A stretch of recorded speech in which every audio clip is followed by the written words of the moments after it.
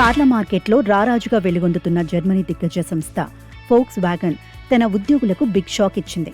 పెరుగుతున్న ఖర్చుల భారాన్ని తగ్గించుకోవడానికి ఏకంగా 1,00,000 మంది ఉద్యోగులను ఇంటికి పంపించాలని భారీ ప్లాన్ సిద్ధం చేసింది. 2030 నాటికి ఈ భారీ కోతను అమలు చేయడంతో పాటు జర్మనీలో ఉన్న తమ 4 ఫ్యాక్టరీలను శాశ్వతంగా క్లోజ్ చేయాలని నిర్ణయించుకుంది. 89 ఏళ్ల సుదీర్ఘ చరిత్ర ఉన్న ఈ కార్ల తయారీ సామ్రాజ్యంలో ఇలా ఒకేసారి ఇంత భారీ స్థాయిలో ఉద్యోగుల మీద వేటు వేయడం ఇదే తొలిసారి.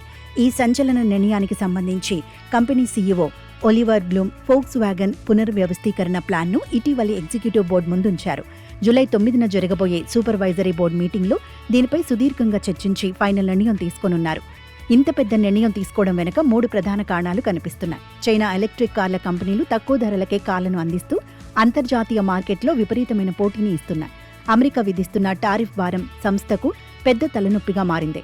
వీటికి తోడు యూరప్ దేశాల్లో కార్ల తయారీ ఖర్చులు, నిర్వహణ వ్యయం తడిసి మోపెడవ్వడం కంపెనీని ఆర్థికంగా ఇబ్బందుల్లోకి నెడుతోంది.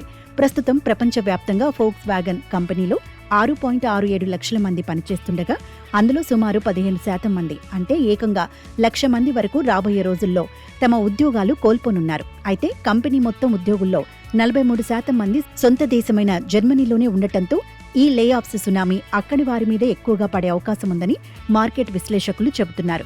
దశాబ్దాలుగా కంపెనీ కోసం కష్టపడి తమను ఇప్పుడు అర్ధాంతరంగా రోడ్డున పడేయాలని చూడటం పట్ల ఉద్యోగులు ఆందోళన వ్యక్తం చేస్తున్నారు.